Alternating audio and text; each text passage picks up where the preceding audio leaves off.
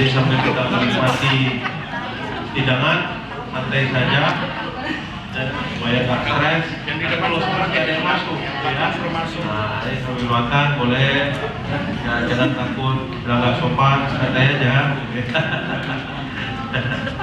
Nah, saya ulangi pembukaan program studi, silakan. Ya, ini momen yang paling baik ini, Bapak Ibu membuka program studi apa aja. Ya, tinggal kita yang mesti bertanggung jawab. Kalau saya mau buka program studi baru, ya, kurang-kurangnya saya mesti lihat dulu rumput ilmu saya di dunia ini seperti apa. Ya, profesi yang akan bekerja nantinya atau lulusan kita akan bekerja ada apa tidak? Kita konsultasikan semuanya. Betul apa tidak? Ujung-ujungnya dibutuhkan program studi baru ini. Ya, kalau nama dokumennya dokumen studi kelayakan, ya, disability study. Nah, kalau dulu yang menonjol izinnya, nggak ada izin, nggak keluar. Mau dapatkan izin, kita mesti buat proposal. Tapi yang menyakitkan ada orang-orang tertentu nggak punya proposal, nggak memasukkan proposal, tapi izinnya dia dapatkan. Nah, itulah dia karena punya koneksi. Ya, saya protes keras sama teman-teman yang di birokrasi. Saya bisa tunjukkan 10 prodi yang saat ini kalian kasih izin operasional, tapi dia nggak membuat proposal seperti kalian suruh kami membuat proposal. Kalau ada model seperti itu, buat mekanismenya berbeda dari yang sebelumnya, namanya afirmasi. Wah, itu kalau udah kayak gitu teman-teman saya bilang, ya itu kan perintah atasan, gitu ya. Nah, kita udah sama lagi yang seperti itu. Nah sekarang dibebaskan, silakan buka. Nah, tapi syaratnya itu pun nanti lebih banyak syarat sanksi sosial. Betul yang program studi kita ini akan memberikan manfaat kepada masyarakat. Nah, akreditasi tadi saya juga disampaikan, Bapak Ibu, kalau memang mau merasa diakui yang sekarang ini lebih baik dari yang sebelumnya, reakreditasi. Kalau puas dengan apa yang ada sekarang ini, dan sebodoh dengan akreditasi, ya nggak apa-apa juga. Tapi tanggung semua risikonya. Jangan salahkan orang lain. Yang lucunya kan gini, kita nggak mau reakreditasi, tapi lulusan kita pergi melamar ke tempat yang mensyaratkan prodinya terakreditasi. Kita tuntut organisasi ini, ya nggak bisa. Dan perguruan tinggi negeri berbadan hukum ini yang PTS karena ya belajar 3 semester. Nah ini tadi ya. Jadi kita berhenti tadi di situ. 3 semester dari 8 semester di luar, bayangkan gimana caranya? Banyak orang bingung nih. Ya, hak si mahasiswa.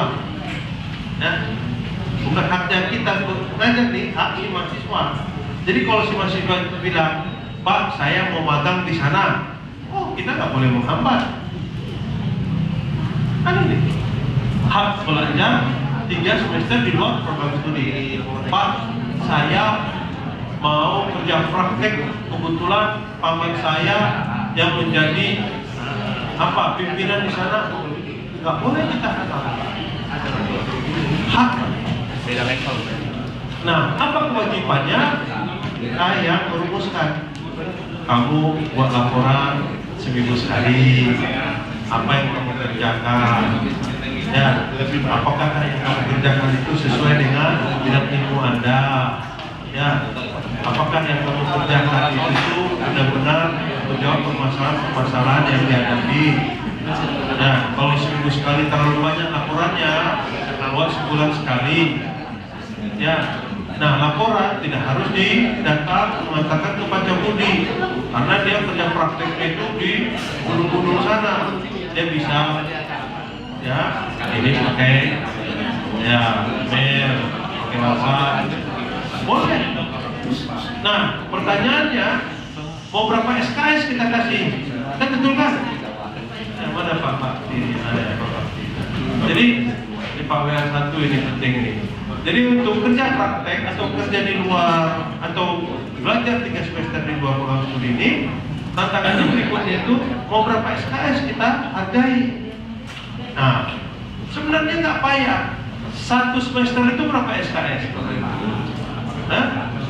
20 sampai 24. Nah, kita buat aturan. Kamu kalau laporannya hanya, misalnya nih, kebanyakan yang magang ya di kantor-kantor itu, terlepas jurusannya apa saja, paling kerjanya apa Bapak? Fotokopi, ambilin kue begini, ya mengantarkan disposisi surat. Padahal dia jurusan sistem komputer, padahal dia jurusan akuntansi. Nah, kewajiban kita membuat rumusan. Kalau kamu dalam laporan pertama ini, ya kerjaan kamu hanya membuat minum kopi, ya disposisi surat, ngantarin, fotokopi segala macam, ya nggak ada di SKS-nya bagi kamu. Kamu dianggap aja cuti di luar semester reguler. Tapi jangan dikenakan waktu dia melaksanakan itu. Ada panduan ya kebijakan kita apa yang dimaksud dengan kalau dia magang 1 semester. Tapi kalau dia magang dari misalnya sistem komputer di bidang saya lah ya. Nah, katakanlah dia bekerja di Batako sana, ada perusahaan tambang emas di situ. Ya, sistem komputernya belum ada. Dia pasang jaringannya, dia pasang servernya, dia setup usersnya, dia apa segala macam kan? Dia pantau, dia monitor, dia bimbing, dia training orang menggunakannya, dia laporkan. Jangankan 3 SKS, 20 SKS itu langsung kita kasih. Nah, itu kan semua mahasiswa kan bisa seperti itu? Tidak. Yang tidak bisa bagaimana? Bapak Ibu juga menyediakan alternatifnya. Kalau nggak ada tempat lain untuk magang, tidak ada tempat lain untuk mempraktekkan ilmunya, kita yang wajib ya menyediakannya. Sudah lama sebenarnya kita disuruh untuk itu. Buatlah yang namanya inkubator bisnis, buatlah yang namanya, kalau bahasa Ristek Dikti kemarin, pusat unggulan iptek, ya. Kalau bahasa Ristek kemarin ini namanya buatlah teknopark, ya. Mahasiswa kita bisa makan. Tapi kalau ada mahasiswa kita mau magang di tempat lain, ya silakan. Asalkan ini tadi panduan kita mengatakan tempatnya jelas, tugasnya jelas, sesuai dengan bidang dan sebagainya. Namanya Merdeka Belajar. Jadi kampus Merdeka itu memberikan tempat untuk merdeka belajar. Kalau semuanya dalam 1 semester itu serentak, 1 kelas belajar keluar di berbagai macam tempat, 1 semester. Konsekuensinya, misalnya ada 4 sampai 6 mata pelajaran di semester itu akan hilang. Ada elektriknya. Nah, kira-kira apa konsekuensi kalau mata pelajaran tadi tidak diajarkan pada semester di mana mahasiswa baru bagus akan magang? Apa kira-kira? Situ cuma modifikasi aja kalau mesin. Betul Pak, manusiawi sekali. Honor berkurang. Pasti kita protes kan? Solusinya Bapak Ibu tinggal dikasih tugas 5 orang yang pergi magang itu, Ibu menjadi pengawasnya atau apalah namanya ya. Yang 5 lagi Bapak yang menjadi pengawasnya. Honor sama dengan honor mengajar sekurang-kurangnya. Bersyukur kalau lebih. Alhamdulillah. Gara-garanya mau dibikin. Begitu. Itu kewajiban institusi dalam rangka memberikan hak pada mahasiswa. Nah itu yang mau kita tunggu juknisnya. Aduh, Ini yang lebih sensitif karena penyebabnya. Kalau minyak kami masih itu aja ngapain kita tunggu maksudnya harus jangan lagi lah Pak. udah tahu masalahnya, dijawab lagi tadi. Honorina. Udah itu biasa. Saya pun protes, gitu kan? Sensitivity. Biasa dapat begini, atau bawa bapak, kan? Biasa ngasih, bawa pulang berapa gitu, atau berkurang kan? Terjadilah perang apa itu, lebih dahsyat daripada perang dunia kedua itu ya. Itu kalau dijual nggak kecil. Betul Pak Ustadz ya? Mana nih kamu kurang duitnya? Ini dipotong sama Panjabudi, nggak percaya aku. Jangan-jangan kau udah buka cabang katanya. Makanya Pak Ustadz ketawa. Iya? Kapan? Bapak dengan nggak merdeka. Jadi kalau pulang ke rumah itu terasa sekali gitu, kayak masuk penjara gitu ya.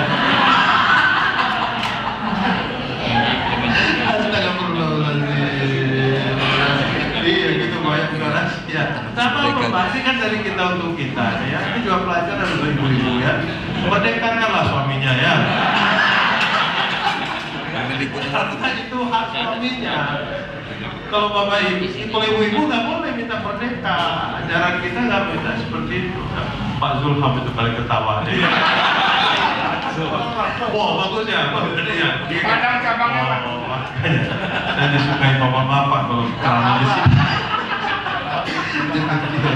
Ibu. Cabang Oke ya. Nah selesai ya yang belajar 3 semester ini. Nah, gimana kita memantau yang tadi lagi magang di tempat lain segala macam tadi? Masuklah e-learningnya, tinggal dibuat aja. Nggak ada yang berubah.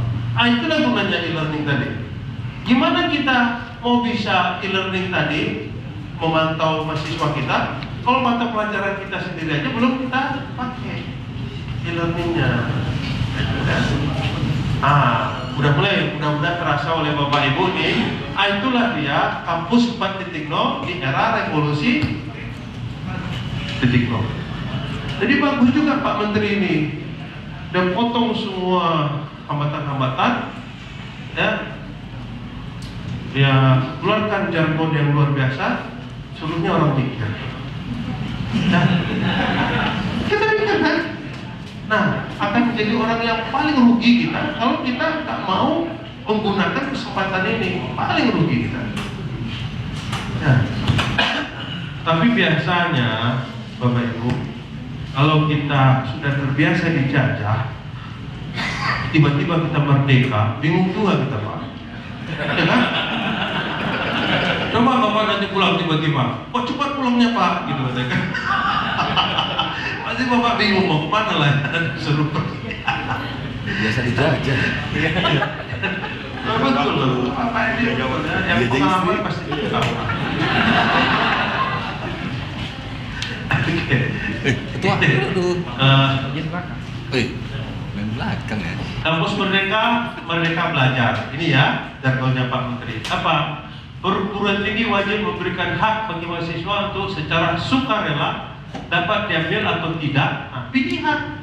Jadi nanti akan ada mahasiswa kita nggak tahu dia mau kemana. Kewajiban kita, institusi menyediakan. Nah, kemana dia?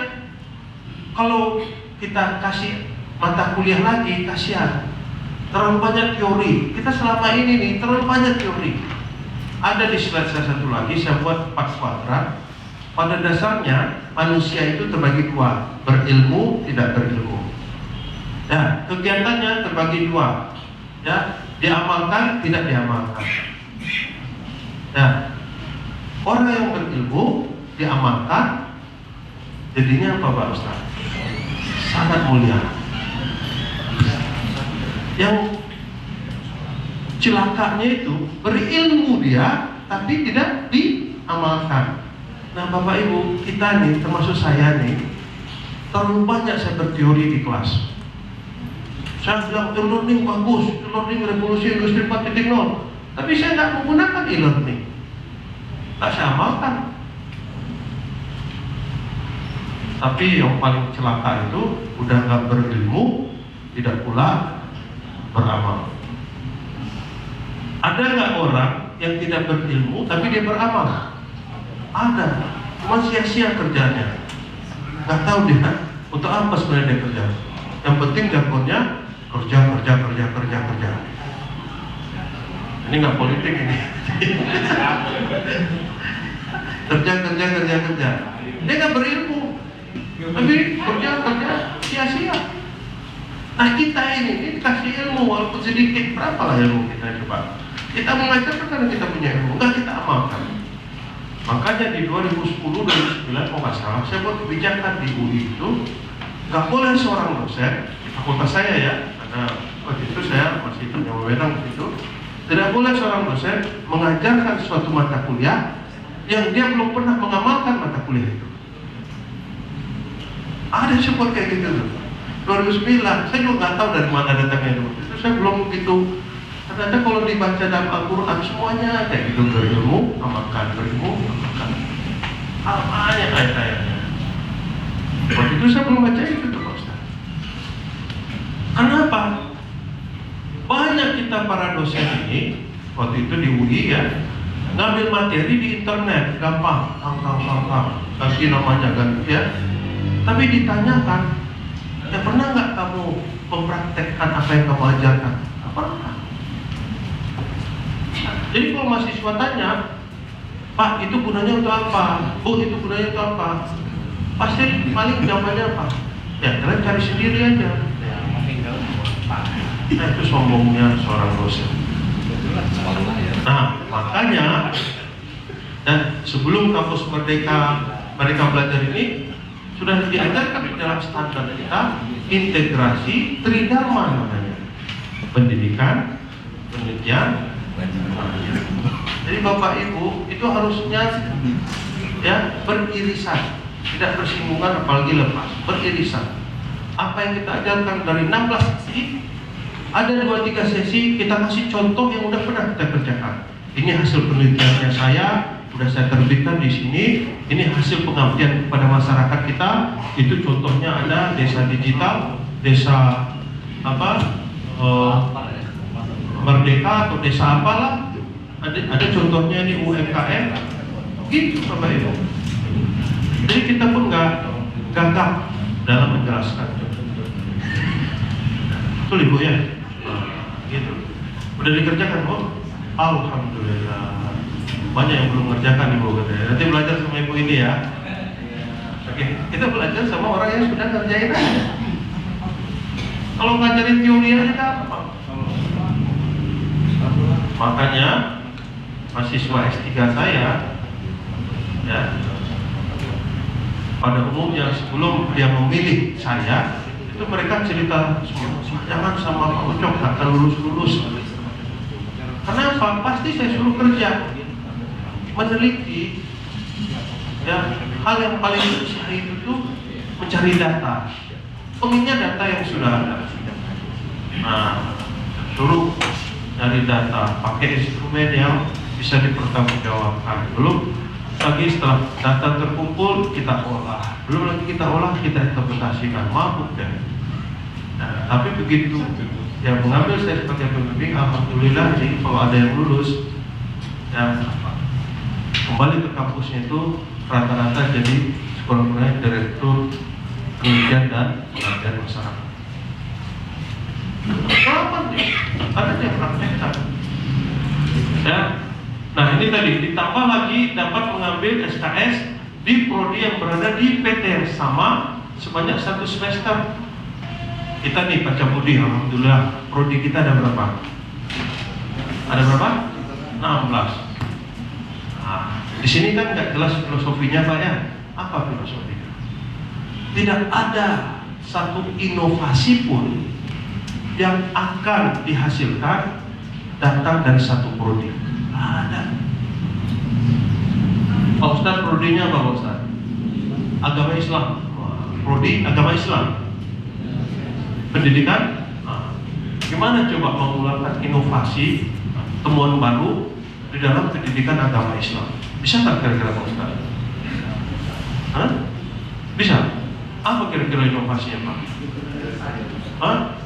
Nah, begitu Bapak bilang dihubungkan dengan sains, sudah pindah kita ke prodi sains Bapak.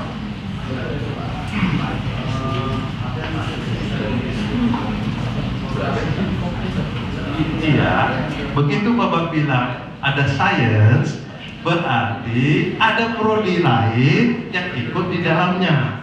Oke Bapak, janganlah marah sebenarnya. Bapaknya begitu tadi, katanya dibuka rahasia saya tadi katanya. Jadi pendidikan agama Islam, betul kan saya bilang tadi, tidak ada satu prodi pun, tidak ada inovasi yang akan lahir hanya dari satu prodi. Nah Bapak ini mau bisa diintegrasikan sains, sudah bergabung dua prodi. Program studi sains itu terdiri dari matematik, fisika, kimia, biologi. Betul. Nah, pendidikan agama, gimana terjadinya manusia. Oh, degradasinya ya diintegrasikan. Ada di dalam dulu. Keluar inovasi. Jadi maknanya mahasiswa kita ngambil mata kuliah di tempat lain dalam rangka mengintegrasikan tadi. Tidak harus ke perguruan tinggi yang lain, ke prodi yang ada di tempat sini. Sehingga kaya. Nah ini sebenarnya bukan hal baru Bapak Ibu. Di Amerika namanya nih liberal art. Nah, jadi bebas mengambil mata kuliah apa saja. Bahkan dengan online ini, ya, ini bahasa saya ya, dengan online ini, besok-besok orang mahasiswa nih, kalau dia mau kuliah, tidak lagi ada prodi-prodi. Dia seperti pergi ke food court. Bapak Ibu pernah ke food court? Apa yang kita lakukan sampai di food court? Cari, kita pilih makanan-makanan yang mau kita makan. Nah, daftar makanan itu adalah daftar mata kuliah.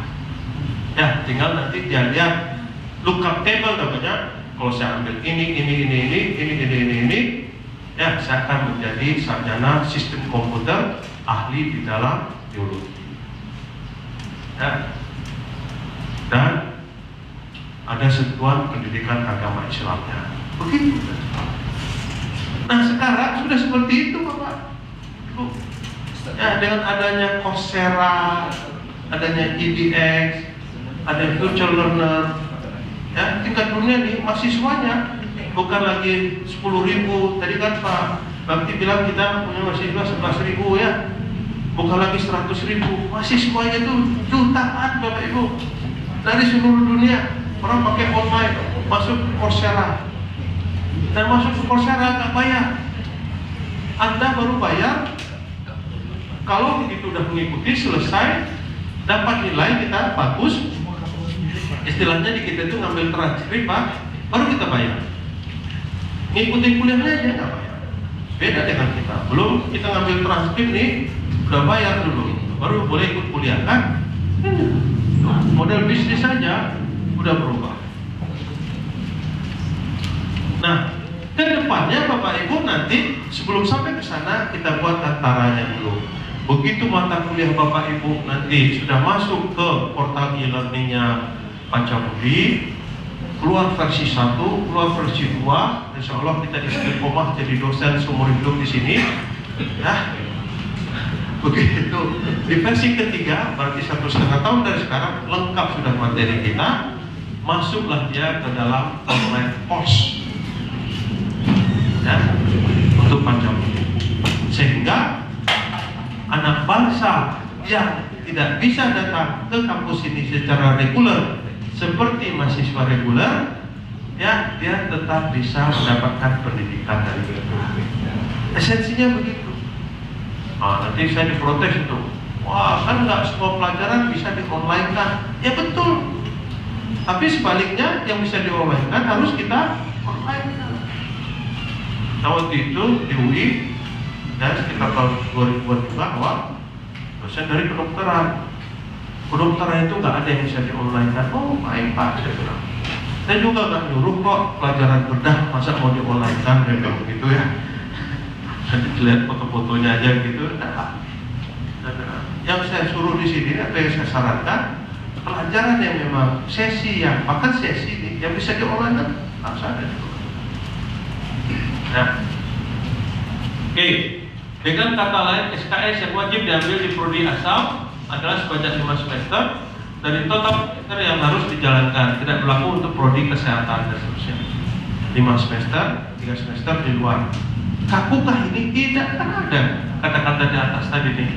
Dapat diambil atau tidak. Nah, cuman kalau tidak, kasihan kita dengan mahasiswa kita. Ya, udahlah, nggak usah kita perdebatkan. Selama ini nih banyak yang salah kita ajarkan itu daripada banyak betulnya. Udah nggak usah diperdebatkan. Banyak yang salah yang kita ajarkan itu daripada betulnya. Percayalah Bapak Ibu. Bukan saya yang ngomong nih. Indikator global kita, indikator global itu udah dikaji orang secara ilmiah itu. Ya, bukannya kita lebih baik dari kemarin, tidak. Daya saing kita menurun, kualitas hidup kita menurun, kemampuan bisa kita menurun, semuanya. Kalau nggak menurun, tetap. Sementara Malaysia, naik. Nah, benar. Vietnam nih yang baru merdeka tahun 79, naik. Ya, lalu kita salahkan jumlah kita kan banyak, susah ngaturnya gitu ya. Nah, kitanya aja yang memang luar biasa, kita egois sekali ya. Kita masih merasa bahwa kita lah yang paling pintar. Nah, kalau kita ikut suluk, saya nggak pernah ikut suluk itu, tapi orang tua saya ikut suluk. Itu sebenarnya kita mengosongkan diri maknanya ya. Nggak ada apa-apanya kita ini. Jadi kita mengajar begini, sebenarnya kita belajar. Saya mengajar begini dan saya mengajar karena nanti belajar, karena nanti pasti banyak yang protes. Kalau banyak yang protes, berarti apa yang saya sampaikan ini lebih banyak mendatangkan mudarat daripada manfaat ya Pak ya. Udahlah, mesti saya koreksi. Benar-benar apa lagi besok-besok, nggak mau saya datang lagi ya, takut saya. Oke, ya, perubahan definisi. Nah ini ya Bapak Ibu. Ini tadi yang saya bilang kejar tayang. Kita selama ini SKS hitungannya tatap muka jam 3 SKS 3 kali berapa di sini? 50 menit. Ya, 150 menit kan? Dia nggak bisa gitu. Nah, bayangkan kalau 5 mata kuliah sehari kita ajarkan 5 kali 150 menit. Tinggal pilih. Nah, Pilih menu macam. pagi mungkin baterai kita 100%. Begitu habis makan siang itu udah tinggal 5% itu Bapak. Nah, sampai di rumah udah letoy itu kita. Apalagi nggak merdeka kata Bapak tadi kan, dimarahin lagi. Oh, kau capek-capek tapi nggak ada yang membawa.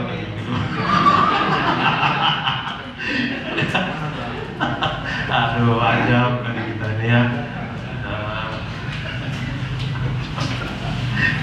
Jadi yang itu sekarang kegiatan. Nah pertanyaannya, kalau satu semester nih ada mahasiswa kita magang di Batang Toru sana di tambang emas, satu semester itu akan hilang 20 SKS. Bagaimana kegiatannya di sana kita hargai 20 SKS? Tantangan bagi kita. Namanya kampus merdeka. Bapak Ibu yang menentukan, ya pimpinan yang menentukan.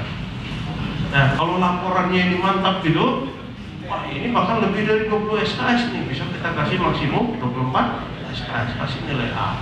Wah susah. Nggak mungkin jadi. Karena kita minta laporannya. Kalau nggak ada yang dilaporkan, kita kasih peringatan. Terakhir nilainya E, hilang udah satu semester. Ya, nggak perlu kita tunggu juknis yang seperti itu. Ya. Nah, tapi kita atur. Kita dalam satu organisasi, ya pimpinan lah ya membuat aturan. Kalau dia magang, dia memenuhi ini, total satu semester dia dapat bobot 20 sampai 24 SKS. Nilai seperti biasa. Kalau bagus, B, bagus sekali. Excellent, kasih tahu. Ya, udah selesai sih. Merdeka belajar di dalam kampus merdeka. Nah ini tadi. Kalau dosen-dosen tadi takut kehilangan mata kuliahnya, tadi istilah ibu tadi apa? pengawas ya. Nah, ini dibilang si dosen sebagai penggerak. Dosen memfasilitasi pembelajaran mahasiswa secara independen. Alhamdulillah saya satu tahun di SMA di Amerika. Ya, dalam satu semester itu, semesteran waktu itu, selalu saya ambil pelajaran independen. Dan karena enak independen itu, nggak ada terserah saya mau ngapain. Nah, penting ada laporannya. SMA saja. SMA apa? Dihitung SKS. Saya mau tidur mau apa di jam sesi itu terserah. Yang penting laporan saya masuk. Nah, kita di perguruan tinggi baru di S3 nanti ada independent study. Itu pun harus mendukung penelitian. Nah, sekarang diperkenalkan ke mahasiswa S1. Silakan. Magang itu adalah independen.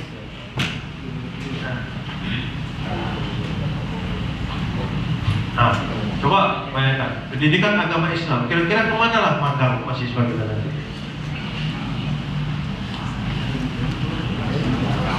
Nah, di sekolah gitu ya. Jadi guru agama gitu ya. Kalau ke masjid bisa nggak? Jadi mudin, jadi apa dia? Apa muadzin ya? Apa istilahnya yang jaga masjid itu? Marbot, bisa nggak dia jadi marbot? Bisa, ya jangan gengsi. Banyak lulusan kita ini udah pasti dia jadi marbot, malu dia mengatakan dia lulusan WIN, JIN. Kenapa? Dia bilang, kamu seharian di masjid ini banyak nih anak-anak dan daripada keliaran dia, nanti misalnya menjelang asar atau asar ke maghrib, kumpulkan mereka, kasih pelajaran seperti PAUD. Ya, teratur. Nah, inovasi dalam mengajar namanya. Nah, mulai itu Pak Ustadz dilaksanakan ya. Nah, gunakan betul-betul dalam kuliah ini udah bagus nih. Magang, KKN, menghadirkan praktisi, dosen dari industri, RPL, ya.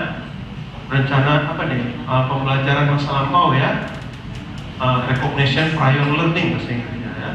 Project ya melibatkan mahasiswa. Nah, masalahnya dosennya sendiri nggak punya project, dosennya sendiri nggak punya penelitian, dosennya sendiri tidak pernah terlibat di dalam komunitas profesinya, ya. Apa yang mau dilibatkan mahasiswanya? Dosennya sendiri tidak terlibat. Nah, mulai sekarang Bapak Ibu bolehlah, belum terlambat. Kalau ditanya nih Pak Ustadz, sebutkan 5 masjid yang Pak Ustadz dikenal secara dekat. Bisa nggak dengan cepat Pak Ustadz katakan? Berat ya? Nah itu, karena waktunya habis hanya di kampus kan? Atau 5 sekolah yang kalau Pak Ustadz ngomong pasti mereka langsung ya siap gitu. Bisa nggak Pak Ustadz? Nah, bisa juga kan? Nah, alhamdulillah nih kalau saya nih kemarin saya pergi ditanya program studi IT ini kenal sama Prof. Ucok? Oh kenal. Ya karena ketua Apiko. Ya nggak boleh saya sombong, tapi contohnya begitu, kita mesti dikenal di profesi kita, di pengguna profesi kita. Kalau enggak, kita suruh sendiri aja di kampus ini, kita pikir kita hebat gitu kan. Padahal kenal pun orang nggak semua kan. Ya. Coba deh kalau Pak Ustadz ini duduk sini pasti spesialis doang Pak Ustadz gitu ya. Sampai dari kampung saya nanti disuruh orang dia disapa di belakang kali. Ya kan? Tapi kalau dikenal dia, yang imamnya pun getar deh. Pak Ustadz di belakang mundur. Pak Ustadz disuruh lagi, ya baru katakan diakui kepakaran kita, diakui. Oke. Kegiatan mahasiswa, nah ini udah dikasih panduannya. Di luar ini, kalau memang masuk di dalam analisa akademik kita silakan. Apa itu? Maka proyek di desa, ya belum ini keluar oleh Pak Menteri ini. Coba lihat di presentasi saya di Pancaburi ini. Udah saya sampaikan Pak. Jadi apalagi jangan PLT-nya itu sahabat saya, udah semakin lancar. Nah, tapi nggak ada kata untuk terlambat. Apalagi mengajar di sekolah. Nah, ini Pak Ustadz tadi ya. Mengajar gini nggak gampang loh. Nah, kalau nggak dilatih di kelas, mahasiswa kita itu pun presentasi aja nggak bisa. Nah, bertanya saja tidak bisa. Saya banyak tuh kalau seminar dengan mahasiswa gini, ada pertanyaan, nanti ada 1-2 yang bertanya, menggigil dia. Banyak yang mau dia tanyakan, tapi yang keluar cuma 1-2, nggak jelas lagi. Gitu ya. Anda nggak pernah dilatih. Saya, ya, mahasiswa saya harus presentasi, harus ngomong. Yang gagap pun harus ngomong. Yang gagap sebelum dia presentasi saya bilang, gagap itu bisa dikontrol. Kamu ngomong 1-2 saja, saya cepat-cepat. Nah, setelah presentasi pun banyak saya koreksi. Ada mahasiswa saya, dan kalau presentasi ini, dia nggak berani melihat pemirsa. Gini aja. Kegiatan mahasiswa yang dapat dilakukan oleh kampus asal, 1, kegiatan magang, 2, proyek. Begitu selesai dia nanti dia lihat, iya, udah kosong kelas.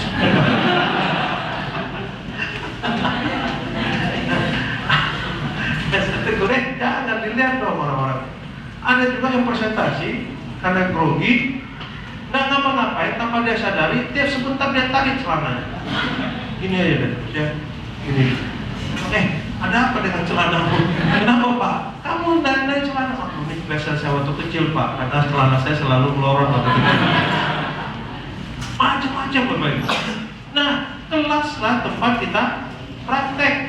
Nah, kalau kita yang heboh ngajar di kelas, kapan mahasiswa itu praktek di depan? Makanya materinya posting aja dulu di portal e-learning, suruh mereka baca, mereka kerjakan tugas-tugas, presentasikan, udah enak kita duduk-duduk. Jadi waktu kita pagi mulai ngajar, materi kita 100%, pulang tinggal 75%, masih ada 75% untuk yang di rumah. Masih mantap kan? Udah loyo, gitu kan?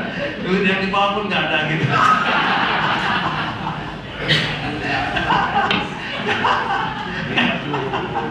Iya kan? Mata udah kuning-kuning gitu kan?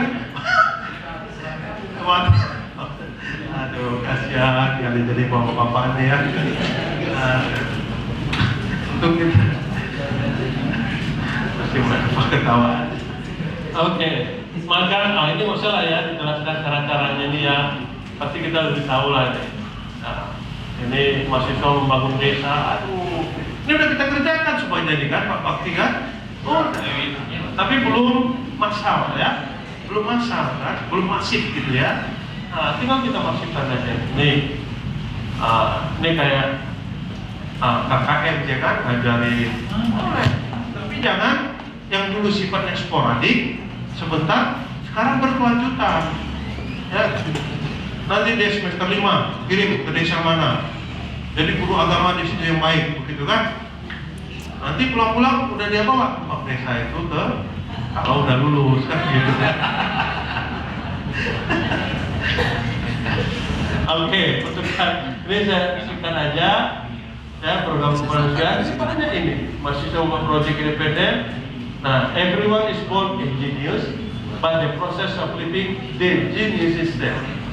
Jadi Bapak Ibu, ini bukan hanya si Fuller ini saja yang ngomong ya. Ada di presentasi saya yang lain ya, Charles Darwin, ahli biologi ya, genetik tahun 1884, dia udah bilang yang bisa survive bukanlah orang yang paling cerdas, bukan juga yang paling kuat, tapi adalah yang bisa beradaptasi ya terhadap perubahan. Nah, kita tadi saya ulangi sedang berada di dalam era transformasi digital, era perubahan, transformasi dari mana ke mana. Ya, yang bisa hidup survive di situ tidak perlu kita cerdas-cerdas sekali, ya, nggak perlu kita kuat sekali. Yang penting kita bisa beradaptasi. Nah, sama ini, karena Pak Dewi bilang kita pada dasarnya, apalagi kita dosen begini, ya, udah jenius nih kita nih. Tapi karena kita berkawan dengan siapa, Kita, iya Pak ya, kan begitu. Iya, siapa berkawan dengan kita, makin bodoh kita jadinya. Kan? Makanya dibilang, nah ini Pak Ustaz lagi ya, kalau berkawan dengan orang yang beriman, soleh, itu ya mudah-mudahan sampai nanti syafaatnya itu bisa sampai di akhirat nanti. Ada semuanya pelajaran itu di dalam agama. Oke, nah saya berhenti di sini. Materinya masih banyak, tapi ini materi Pak Menteri yang disampaikan oleh Pak Nizam disampaikan oleh saya. Ya, lagunya, liriknya sama, mungkin irama, tonnya berbeda-beda ya. Nah, kalau ada komentar, pertanyaan, monggo. Karena nanti BIMTEK yang minggu depan ya, BIMTEK itu ya, itu hanya teknis. Dan itu juga jangan dipaksakan semua dosen kemampuan teknisnya sama ya. Sebaliknya, dosen yang kemampuan teknisnya lemah atau takut dengan komputer, jangan takut menyampaikannya ke Bu Menpa. Karena nanti harus ada mahasiswa yang berdampingan ya. Sudah ada kelihatan wajah-wajah dosen itu kuda-kuda. Jangan megang lihat komputer aja takut. Ada yang takut lihat komputer Bapak Ibu? Nah, ada semuanya udah pakai gadget ya. Jadi gitu. Nah, oke, sampai di sini. Kalau ada tanya jawab, kembalikan ke. Terima kasih Pak Menteri, silakan Pak.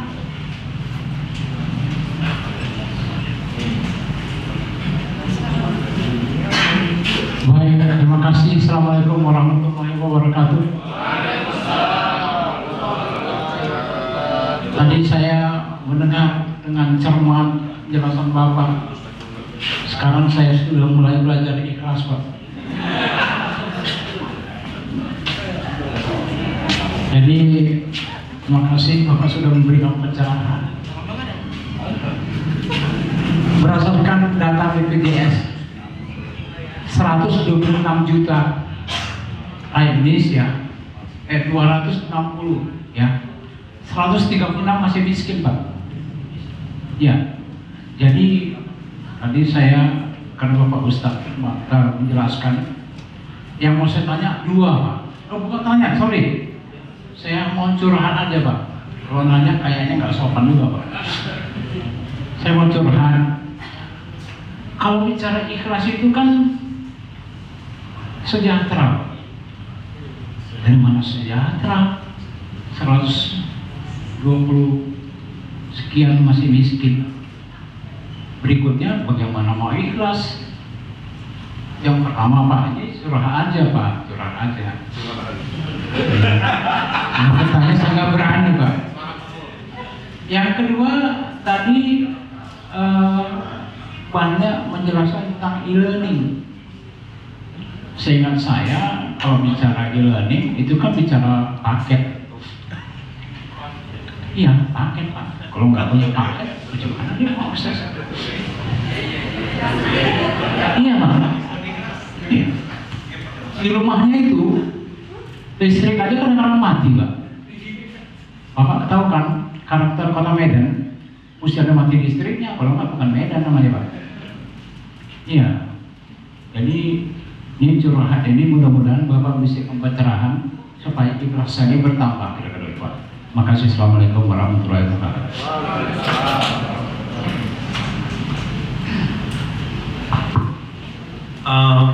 Ya, saya juga karena Bapak nggak bertanya, saya juga nggak berani menjawab nih Pak.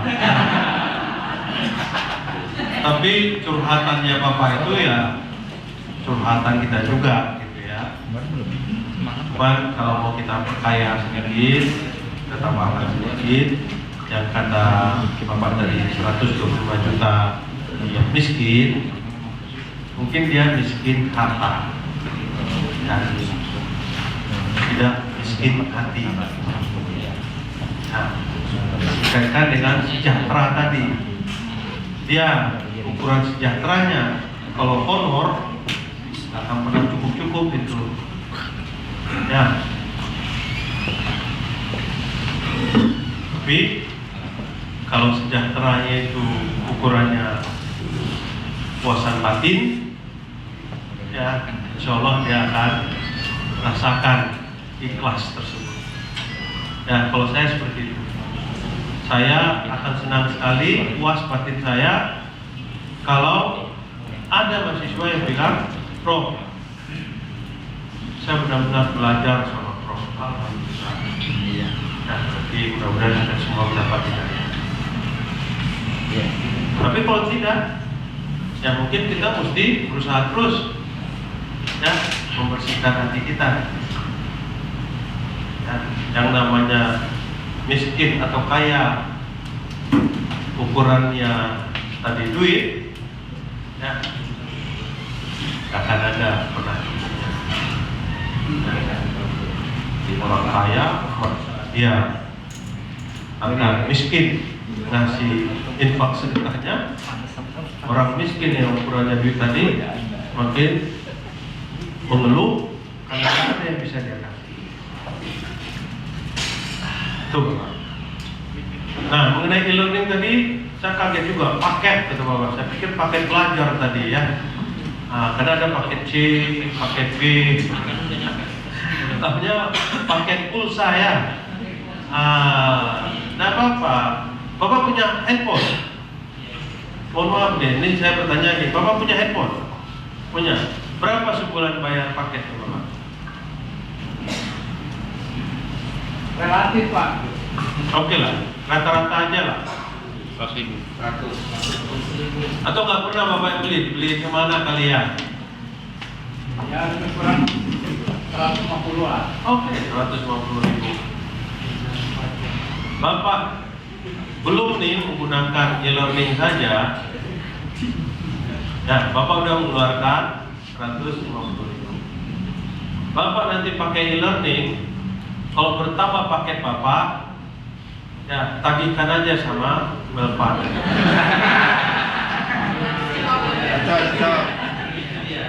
Apa poin saya di sini? Jangan-jangan yang 150.000 itu kuotanya pun belum dipakai.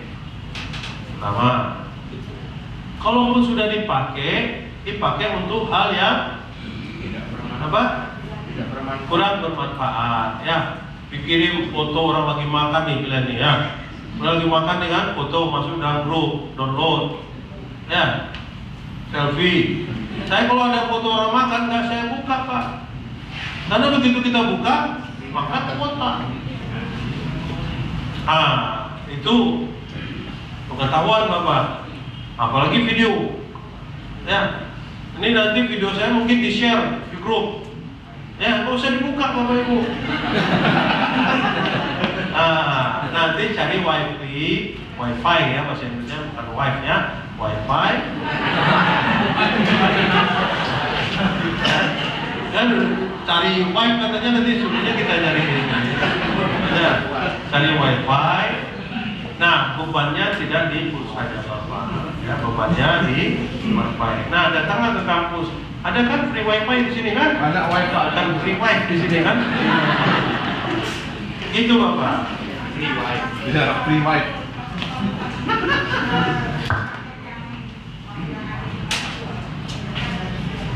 Ya, makanya saya bilang tadi, kalau bertambah pengeluaran mereka gara-gara ikut e-learning ini, tagihkan aja sama Bapak.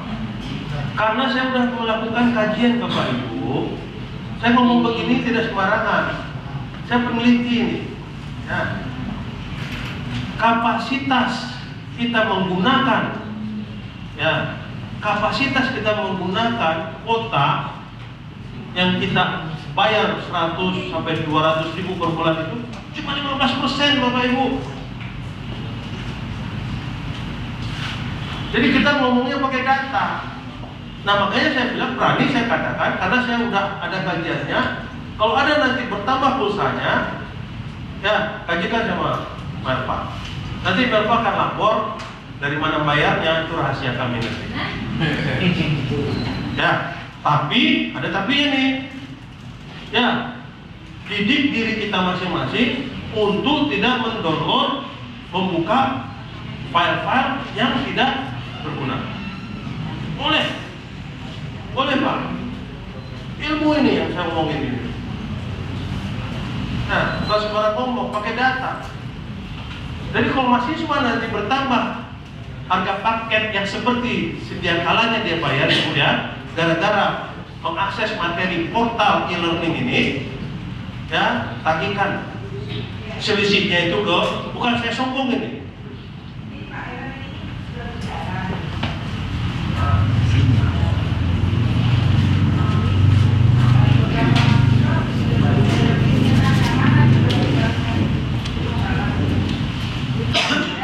Terbuka Bu, kenapa? Saya nggak punya laptop, saya tidak punya HP yang berpaket. Terus jadi saya mau gimana Pak? Akhirnya saya ulang Pak mata kuliah yang saya learningkan itu, dan saya ulanglah sedikit untuk supaya mereka, dan saya paksa yang punya paket tolong beritahu dia, printkan pada dia tugas apa ya. Itu Pak problemnya. Oke Bapak Ibu, terima kasih. Ini masukan ya Bapak. Ya. Solusinya Bu, saya kasih solusinya nih.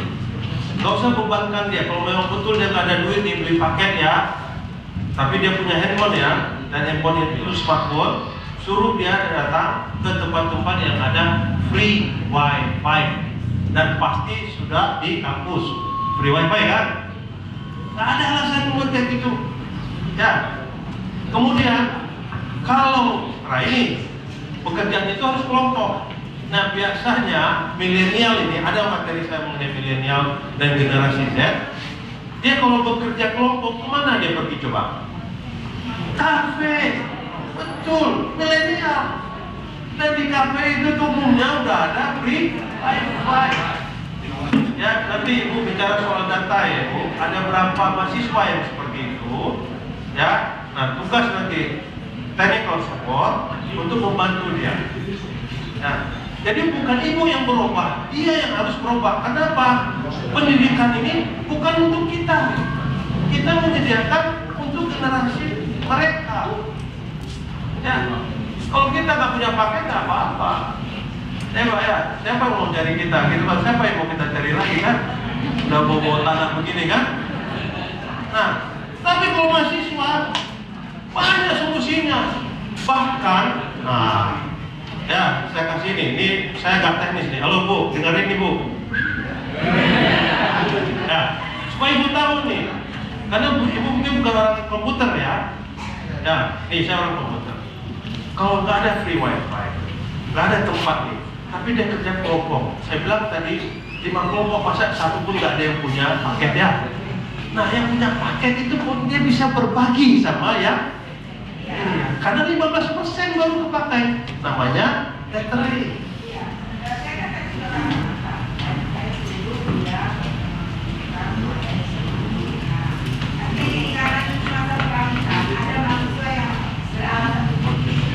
Ya, makanya kita luruskan, nggak benar dia. Ya, kalau masih tetap misalnya di gunung sana ya, dia hidup sendiri nih, nggak ada sinyal begitu kan? Begitu alasannya, ya. Janganlah dia masuk ke kampus kita gitu ya. Ya, terpaksa dia pakai tol langitnya, maklum ya, ya pakai tol langit ya langsung ya. Nah, kita ini nggak ada masalah sekarang ini di era 4.0 ini yang tidak bisa kita atasi. Ya, hampir saya bisa mengatakan seperti itu. Luar biasa Pak. Itu hebatnya revolusi 4.0 ini. Karena apa tadi kata kuncinya? Semuanya tersambung. Bahkan yang di puncak gunung itu pun tersambung dia, tapi pakai tol langit ya.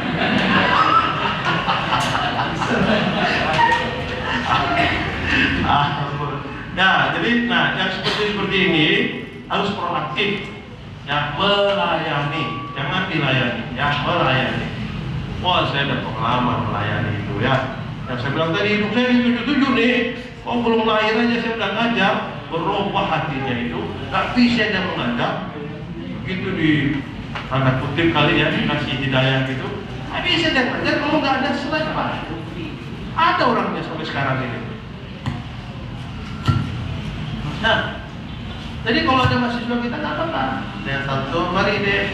Tapi saya nggak tahu teknisnya, oke tanya sama 24 jam handphonenya mesti ada catering, ada free wifi di kampus, di kafe. Ya, bahkan kalau kita jalan pun kadang-kadang dapat kita free wifi. Banyak kali orang-orang itu ya, padahal dia nggak tahu mengenai security aja ya. Jadi iya, rumah-rumah itu saya sering dapat. Ya, saya kemarin ke India. Ya, saya kemarin umroh. Nggak mau saya beli paket mahal-mahal. Nggak mau saya. Ya, ngapain bayar berapa itu ya? Kata beli paket sebelum berangkat, salah. Walaupun saya punya duit. Saya kasih tahu aja ya, saya punya duit. Nah, di India, banyak free wifi. Lagi di bis pun ada free wifi.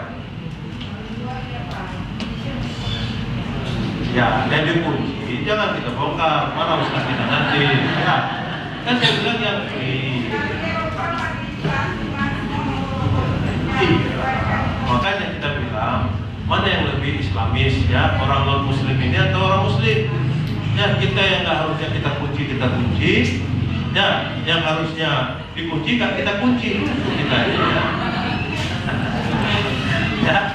Ya, oke, kalau ada pertanyaan berikutnya. Pertanyaan terakhir Prof. satu. Nah, bisa banyak lah, ini menjelang, kan masih baru jam 12. Zuhur kan 12.30 ya. Assalamualaikum warahmatullahi wabarakatuh. Waalaikumsalam. Suara saya berbeda dengan Pak Prof, agak paksa ini. Mantap. Di dalam paparan Profesor tadi, Merdeka dalam Belajar, Kampus Merdeka. Dalam dekat ini Prof, kami di Prodi PAI akan memberangkatkan 3 kelompok untuk KKN atau namanya KKN. Itu ada Desa Alawan, Desa Wonorejo, Desa Rombongan. Nah, ini tadi kan masih dalam konteks mereka ini semester 8, tapi masih ada beberapa mata kuliah yang harus diselesaikan, termasuk itu skripsi, termasuk hal yang lain. Ini bagaimana kira-kira tips dari Prof agar mereka ini nyaman?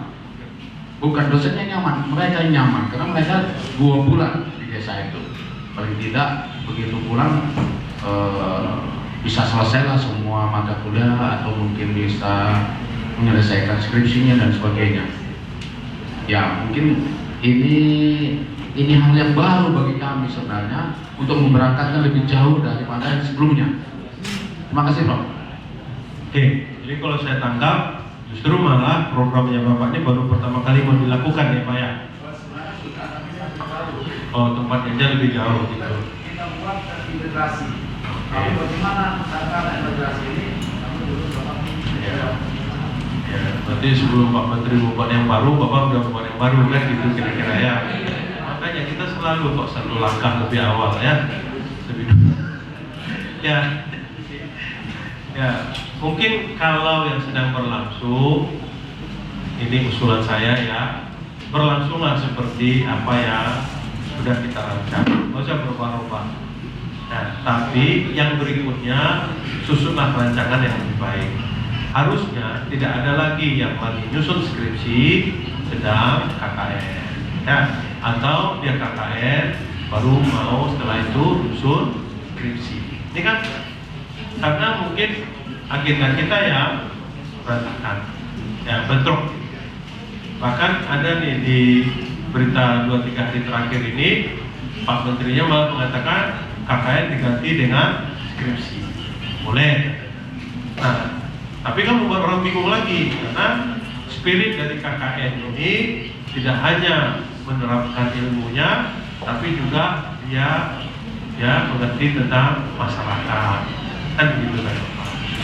Jadi tapi tidak bisa juga kita tampik belakangan ini spirit KKN yang seperti kita harapkan tadi semakin tipis, bahkan hilang. Kenapa? Karena teknologi. Mahasiswa jauh-jauh KKN kerjanya hanya semakin sering ya buka WhatsApp, ya video call aja kerjanya begitu. Apa tugasnya? Saya dulu KKN benar-benar membantu masyarakat bangun musola, membantu masyarakat irigasi. Sekarang hampir tidak bisa mereka kerjakan itu. Pertama, mereka itu tidak biasa kerja dengan kasar tadi.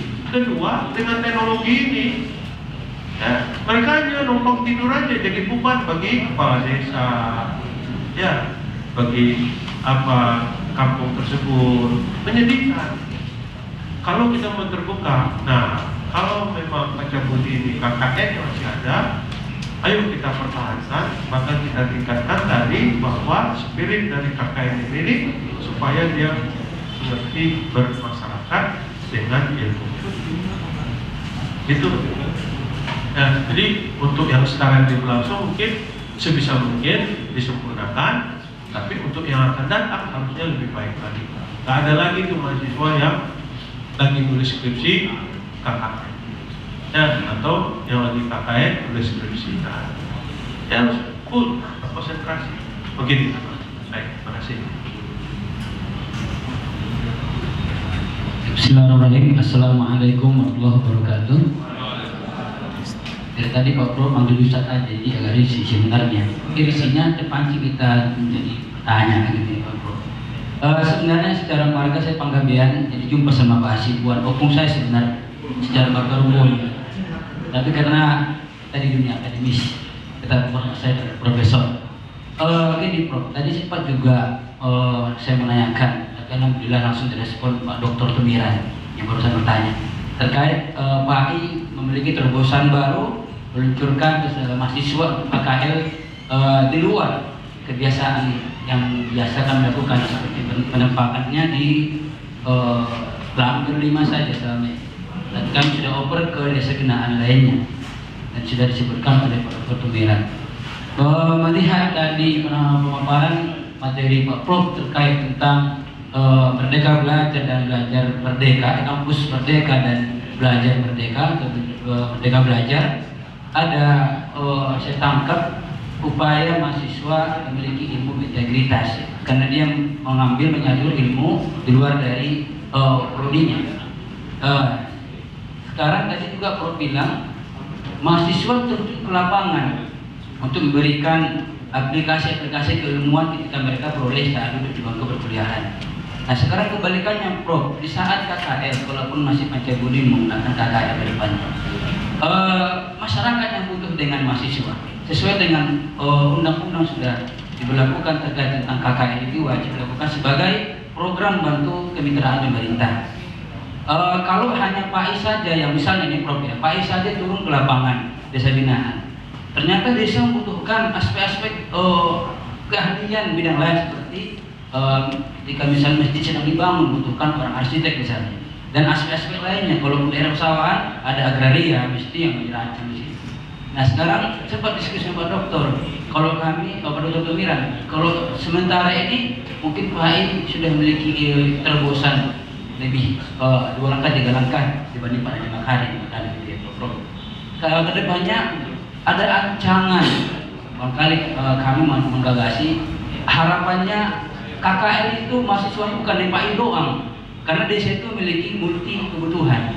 Mungkin dari saintek atau dari fakultas prodi lainnya dalam satu desa, karena kebutuhan desa cukup banyak.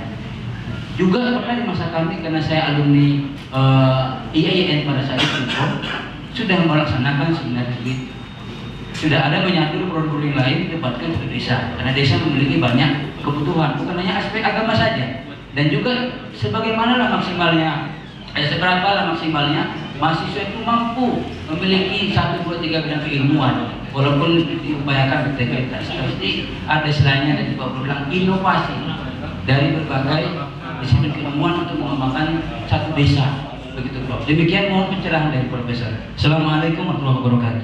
Waalaikumsalam warahmatullahi wabarakatuh. Ya, sudah ada lagi yang bisa lebih cerah apa yang sudah disampaikan oleh Pak Ustadz tadi ya.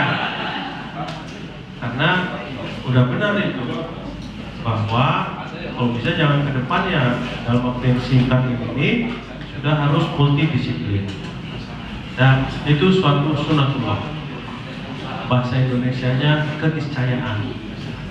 Gak bisa kita hindari, kita itu kalau sendiri bermain solo gak akan mungkin menghasilkan inovasi. Apa gunanya kita disuruh berjemaah coba? 5 waktu sehari semalam kita disuruh berjemaah, tapi dalam berprakteknya kita gak berjemaah. Dalam kegiatan kita sehari-hari kita gak berjemaah. Saya selalu bertanya seperti itu. Kenapa kita waktu sholat bisa menyusun barisan, tapi dalam menghadapi masalah di kehidupan sehari-hari kita nggak bisa menyusun barisan? Kenapa coba? Karena kita nggak mengamalkan ilmu kita. Jadi saya selalu yakin seyakin-yakinnya. Nah, kebetulan asal usul saya juga ilmunya macam-macam. Ya. Sehingga kalau teman-teman SMP, SD saya ketemu, wah, tak bayangin lu bisa kerjanya aja dulu gini gitu. Alhamdulillah itu semuanya multidisiplin tadi ya, yang membentuk diri kita. Nah, alhamdulillah saya secara akademik membuktikan diri saya mumpuni di akademik. H-index saya lumayan, publikasi saya lumayan, riset saya lumayan, hibah-hibah yang saya dapatkan lumayan, kerjasama internasional saya lumayan. Dan bukan saya sok, tapi saya ingin menunjukkan bahwa itu semuanya tak mungkin saya dapatkan kalau hanya saya pemain solo. Ya, tim. Nah, kelemahan kita tim, padahal agama kita menyuruh kita tim. Lucu itu Pak Ustadz. Jadi tantangan Pak Ustadz lebih lagi nih dari saya sebenarnya. Nah, bagaimana ya mengamalkan apa yang sebenarnya diajarkan kepada kita. Jadi KKL apa itu kepanjangannya? Kuliah kerja lapang. Ya, harusnya multidisiplin. Dan betul kata Pak Ustadz tadi, IAIN atau WIN ya, itu udah melaksanakan. Kami di IPB dulu tahun 80, tahun 70 udah melaksanakan. Desa itu tuh ada yang ahli agronomi, ada yang bidangnya statistik, ada yang bidangnya teknologi pangan, sama kami satu tim. Nah, cuman yang mesti kita rubah waktu ini, dan iramanya. Dan seringkali kita itu pergi ke suatu desa 1 bulan 2 bulan, habis itu kita tinggalkan. Nanti tahun depan kirim lagi, mulai lagi dari nol ya. Nah, makanya 3 semester tadi sebenarnya mungkin KKN-nya pun udah dirubah. Tidak lagi harus di semester 8, tidak lagi harus di semester 7. Bisa mulai dari semester katakanlah 5 ke atas.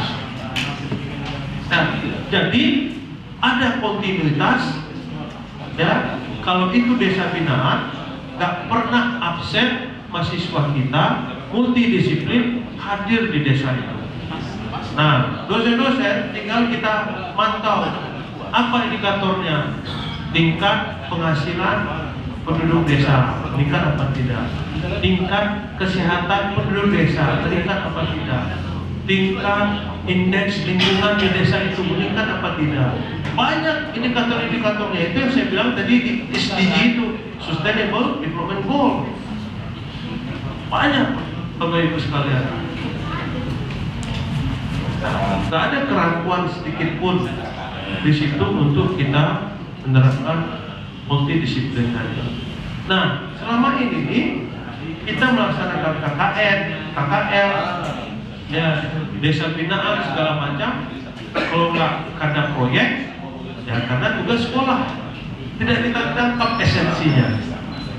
Nah, sambil contoh, ya. Ini yang namanya berkelanjutan ini tidak mudah. Ya, sustainable ini tidak mudah. Makanya target dunia itu sustainable. Ya, kami punya desa binaan di Jawa Tengah, di kaki Gunung Sumbing namanya, kampung jauh. Kota terdekat Magelang, sekitar 3 jam. Penghasilan desa itu kopi. Ya, makin hari masyarakatnya makin miskin karena harga kopi makin jatuh. Ya, bahkan tidak ada yang membeli hasil kopinya. Ya, masuklah ini kami dengan bendera pengabdian masyarakat. Ya, ada ahli teknik industri, ada ahli teknik informatika, ada ahli agama, sosial, dan lingkungan dan segala macam. Apa pertama kali yang kami lakukan? Ya, kami dampingi dia mulai dari penanaman, perawatan sampai pasca panen agar kopi yang dihasilkan maksimal. Kemudian kita nggak berhenti sampai panen, kita buat pasca panen menjadi kopi. Kita belikan dia alat untuk grinding. Ya, tidak hanya sampai di situ, kita bantu dia untuk menjualkannya pakai online. Kita kasih merek, ya, Gunung Sumbing, sehingga penjualan tidak lagi tergantung hanya tengkulak yang datang. Yang biasanya tengkulak itu seenaknya aja dia menentukan harga. Kita teman yang dari teknik industri membuat kemasan yang menarik. Nah, teman yang dari ekonomi dia buat model-model penjualan ya supaya bisa menjangkau para pembeli. Dan sistemnya tidak harus di desa itu, tapi kita buat di tempat yang ada akses internetnya, sehingga kalau orang Google ya bisa dapatkan lokasi pemesanan kopi secara online. Alhamdulillah Pak, meningkat. Nah, apa permasalahan kami? Nah, ini lagi generasi sekarang ini disuruh KKN ke sana Pak 2-3 bulan, ya hampir tiap hari dia pulang ke kampung, ke rumahnya. Kadang 2-3 jam naik motor, ya. Jadi seringkali kita dapat komplain sistemnya down, karena dia berjaga. Ya, kemudian alat grindingnya macet, nggak ada yang berbunyi. Padahal itu bukan mahasiswa, di tingkat mahasiswa udah diajarin teknik mesinnya itu tuh bagaimana kalau ini macet segala macam. Karena kita beli mesin yang tidak canggih-canggih amat. Nah, jadi ada permasalahan kita. Mungkin juga dosennya yang salah, karena dosennya tidak memberikan contoh bagaimana mendampingi masyarakat itu dengan baik. Dosennya hanya teori aja di kelas. Kalian ini ya nanti buat seremoni untuk melepaskan mahasiswa KKN itu gitu kan, pakai bendera, pakai baju seragam apa gitu kan. Ya, panggil wartawan, wow, Universitas XYZ melepaskan sekian ribu mahasiswa untuk KKN. Kita begitu, tapi nggak pernah diajarkan oleh dosennya mendampingi itu seperti apa. Karena ada juga yang menimbulkan konflik.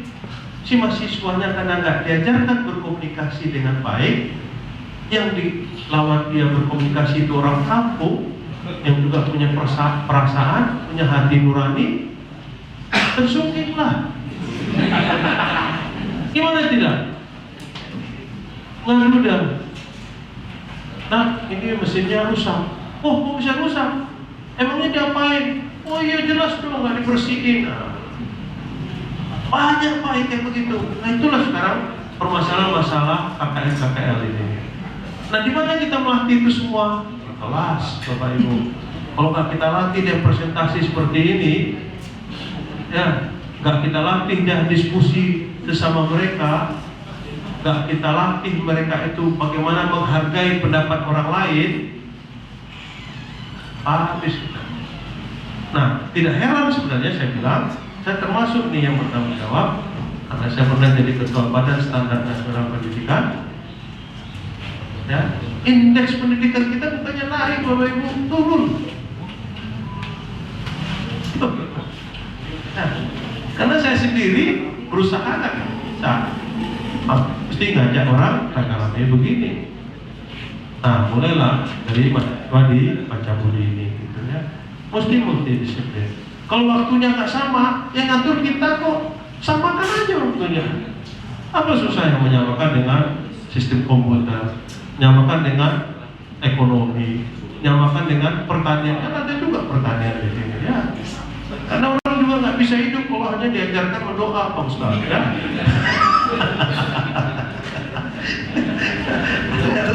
Diajarkan juga gimana cara bertani yang baik, begitu ya. Nah, tapi bertani dengan sabar, Pak Ustaz. Masa nanam cabai hari ini diharapkan besok dia mau panen, nggak bisa lah ya.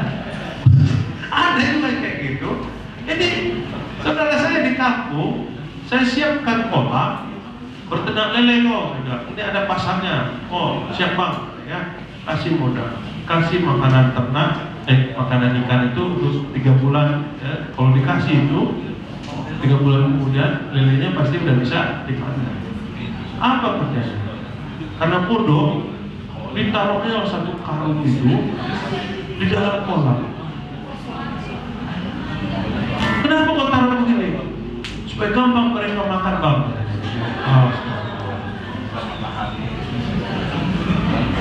Padahal malas aja dia ngasih setiap hari.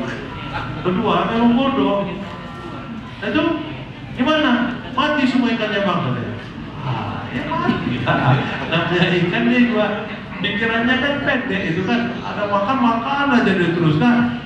Coba kalau kita makan terus kan, pecah perutnya mati. Ini terjadi Bapak Ibu. Ya, enggak, gimana saya bisa cerita begini? Udah sekarang saya biarkan aja kolamnya berantakan begitu. Karena apa? Pendidikan lagi. Nggak nyambung. Padahal ada sepupu saya itu tamatan STM. Mana tuh otaknya? Ada. Jadi lebih baik kita kalau ada duit kita kasih. Kalau kita kasih kerjaan harus kita dampingi. Ya, dampinginya nggak bisa sehari 2 hari tadi, mesti satu siklus kehidupan. Oke, mungkin itu ya yang bisa saya sampaikan. Lebih kurang mohon maaf ini Bapak Ibu. Ya, kalau ada yang salah, salahkan Pak Ustadz gitu. Sekali lagi kita mohon maaf kalau ada yang kurang berkenan ya. Wassalamualaikum warahmatullahi wabarakatuh.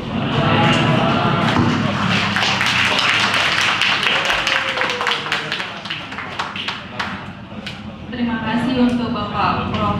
Zainal Hasibuan untuk semua yang telah disampaikan. Yang ingin saya sampaikan telah tersampaikan dengan lengkap, padat, dan sangat jelas. Mudah-mudahan pada Bapak Ibu mulai dari hari ini sampai ke depannya, marilah sama-sama kita majukan e-learning kita, karena kita tidak bisa stuck di sini saja. Kita harus berkembang. Karena bukan kalau kita tidak mau berkembang, kita akan ketinggalan dengan kampus lain. Setelah saya evaluasi, ternyata e-learning kita ini cukup dikenal di kampus-kampus yang ada di Kota Medan, dan kita bangga dengan itu. Terima kasih Bapak Ibu semuanya sudah melaksanakan e-learning. Terima kasih juga kepada Pak Prof yang mulai dari e-learning kita di Pancabudi Digital, beliau telah mendampingi kita sampai saat ini juga, dan mudah-mudahan kedepannya beliau tetap mendampingi kita di Pancabudi. Terima kasih Pak.